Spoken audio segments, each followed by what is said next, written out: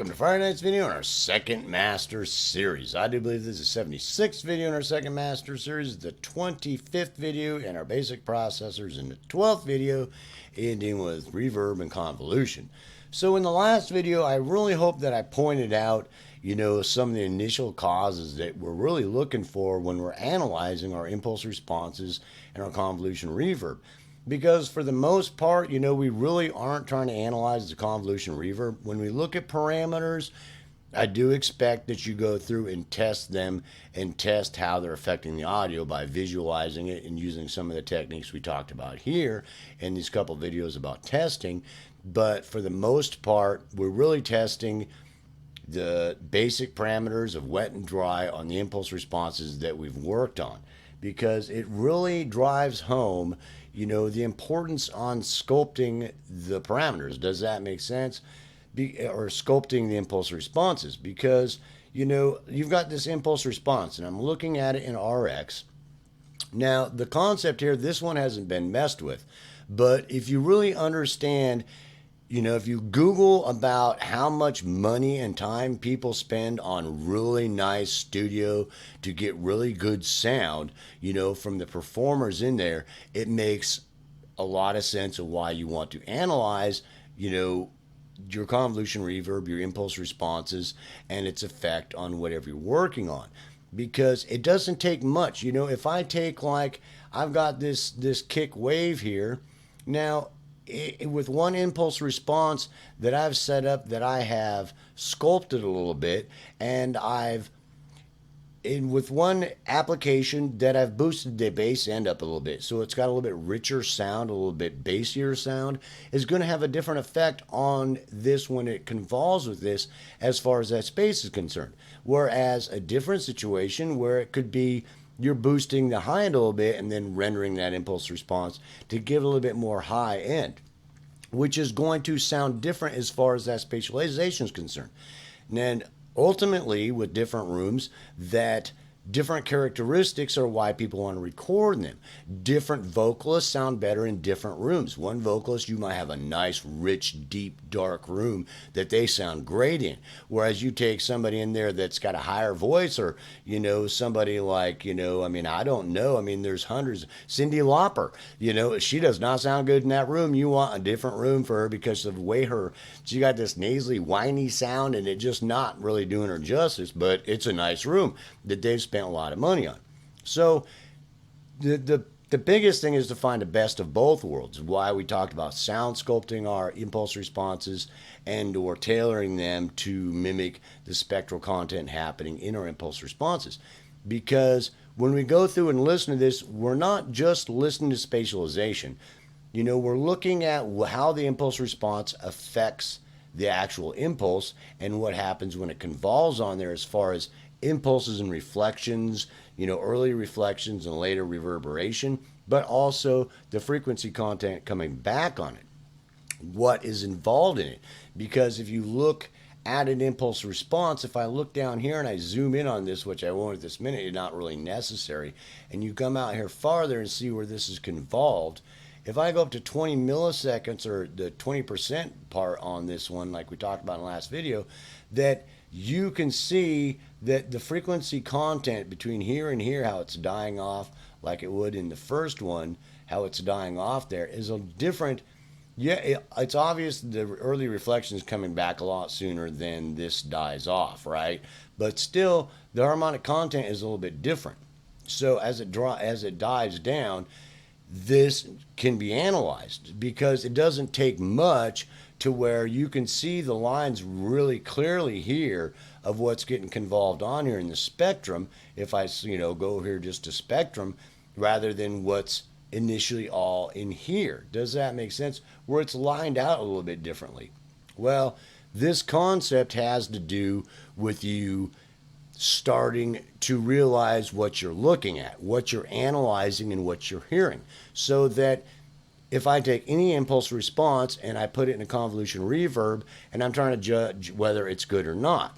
So how to shape it is almost impossible as far as a three-dimensional sound. So if you've got an impulse response that is a surround sound effect that you're putting it in a two-dimensional atmosphere, like going into convolution reverb or something like that, that it loses a lot of its effect. Does that make sense? Because it's not three-dimensional. All you have is early reflections and later reflections and later reverberations in a two-dimensional area. So you analyzing that to see what is happening and whether or not that's good or not is a personal choice, and just plain, does it sound good? Because as you analyze these impulse responses and their frequency content, that their the initial reflections and the later reverberations that tail off in different size impulse responses, that you getting in there and trying to tailor them or tame problems with either side is an experiment in progress. I very much tell most people that for the most part, if you really sound scope them well and equalize them well to where they sound really good, that you're probably okay. And it's a bigger concept of you cutting them down to smaller impulses so that you don't have to worry so much about that, because it's the good sound that you want. Granted, there's a difference in impulse response of a really nice studio and a bathroom. There's no doubt about that. But most impulse responses you get aren't going to be impulse response in a can. Does that make sense? Which most of them aren't that bad with a little bit of work. And then you analyzing them to understand what its effect is, because not only analyzing them themselves to analyze what you're leaving behind after the work you do, but to analyze what it's doing to this kick drum. I've got this kick drum. I'm analyzing what 5% of it does to it. What does it look like with 5% on it? What does that convolved together look like? What does the convolved spectrum look like? Is that good or bad? Is it enhancing it? Is it detrimental? How am I hearing that? This is really a lesson in acute listening to really pick up things that, you see it going pretty strong here and then all of a sudden it just dies off really fast and it doesn't seem like a smooth slope. Is that a problem? Is that okay? Is the spectral content getting convolved in there okay? The amount of it, what's convolved there, it's very complicated analysis, and the difference of it. You're looking at what the difference of this is, 5% of that, and the difference between nothing and 5%, what's being convolved into that. All of this content, spectral, and you say spectral, and then I say impulse response, which means these volume levels over time. What's convolved in there and how that's affecting the audio, so that as you analyze that, you can go back and see what work. You have a spike here, or it's not a nice gradual, or it tapers off too fast, or it warbles, or it's not a good, it doesn't have a good pre-delay before the first, early reflections. You want to move them back closer to here to maybe 5 milliseconds or 10 milliseconds rather than 20 milliseconds. Does that make sense? Because this is close to like 20 milliseconds here, where that might be a little bit too much, or you might want to scoot it out a little bit farther to get a little bit more echo effect, which you can do all those things with slipping the audio and then bouncing the audio file and all kinds of things, ways of working with audio files, which I really talked about a lot in my first master series and going through the second master series. So understanding this, relating this, comes to a couple things. First thing, understanding a good impulse response, which I highly recommend you reading about reverberation, convolution reverb a lot to understand it well, and getting some good impulse responses. Spend the money to get a couple boutique responses of some really nice rooms. And then you can cut them down to any size you want, but to look at them. They're nice, rich rooms, or they're, a little bit more brassy rooms, a little more high end, buy a few of them from different, places. But you can use those to build your library like we talked about. I found some ones that software that I use that decided they were good. I went and checked them out, and they were great starting points to build good responses from, because I use them so light most of the time. And then I got a couple big rooms like a Taj Mahal and a St. Petersburg Hall that were really nice responses.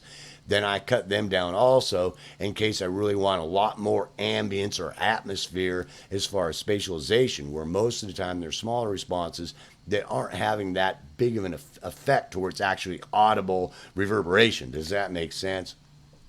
And analyzing what that sounds like. What's it doing to it? You know, analyzing what's happening there. This kick drum has its own frequency and impulse response built into the capture. Obviously, whether or not it's a sample or a live drum that you've caught or kick drum you've caught, it's going to have some of that built into it. After you've cleaned it up, throwed it in RX, and done filtering out all that to clean up as much as possible, that it's still going to have some of that. That is going to get convolved somewhat with what you're trying to convolve with. So understanding them both really well, you know, what's going on there is really pertinent. Now, there's a lot of videos on my channel about sound, acoustics, and all kinds of things to dig deeper, but the basic understanding of analyzing it is you're looking for problems. You really are looking for problems, things that are making it not sound good. Does that make sense? And normally that's going to boil down to two things. The sound itself, that you didn't spend enough time sculpting the sound so it come out sound. You didn't spend enough time cleaning it up, filtering it, equalizing it, making it sound good so that your impulse response work isn't the problem. And then when you get to your impulse response, making sure that it's been sculpted to where it sounds good, filtered, equalized, all that kind of stuff to where it sounds good as possible you can, and cut down to smaller impulse responses so you don't get muddiness, and then analyzing the difference between them, what's going to be convolved together, what is convolved together, and the difference of that to really think about what's getting put on there. How many milliseconds is it going to be overlapping? How busy is whatever you're trying to put reverb on? Do we have to back on? Do you add more? Do you have to rework equalization on either one of them? You want to take your impulse response and you want to boost the high end a little bit, or you want to cut some bass end out of your actual capture and give it a little more bass because of what your impulse response is doing to it. You know, these are steps that sound, you know, mind-boggling, that all the research, all the thinking you're going to have to do to get the testing done. But this is all things you're going to have to take into consideration and think about for you to become that next level master audio engineer. Because at first glance, you know, the reverberation, spatialization, and bodybuilding don't seem to be that big a deal. But when you start thinking about it, it's the next biggest gun you got, because it does so much for the production. It's not just keeping it becoming flat and dry, but as you start to add that to it, it adds, you know, this atmosphere and this ambience and characteristics of decay. So ADSR, that's a whole nother thing of you looking at what's it doing to the ADSR of my envelope. So there's a whole nother thing that you're looking at the ADSR of this initial thing that's going on there, and as you know what that looks like, what the impulse response ADSR looks like, you know, you're looking at those two together, what the difference of them are when you add that together, you know, and at different percentages when it's convolved together, you know, the ADSR envelope of what's happening there is pertinent, because your convolution reverb is going to affect that in some way. So, and more than likely in more ways than you think, because even something like this with 20% sounds like a lot, but in some situations this might be okay if you throw a compressor on there and compress the crap out of this to get this down, and it's add this, it's just, you know, it's like 20 milliseconds later you get this another hit again, but it's way underneath within the Haas effect that doesn't sound like a doubling effect, but as like a spatialization effect that is reverberation spatialization effect combined with delay. Does that make sense? Which is pre-delay of the impulse response, but squished down so it's not so much louder as the initial, you know, sound, the initial sound, the reflections and later reverberations, you know, it's affecting the ADSR. So there's a whole nother thing that you need to test and look at. How is it affecting the ADSR? You have the ADSR of what's going on here, and with 5%, you know, you've got the ADSR of this, you know, impulse, you got the ADSR of that sound, you have what's happened with the ADSR that's convolved, and the difference of it. Does that make sense? To analyze that to see what the effect of that is. So, being that you're analyzing the spectrum, the ADSR, the sound envelope, how it's affecting, there's a lot of things. So, peace, self, love. We're probably going to make one more video on testing our convolution.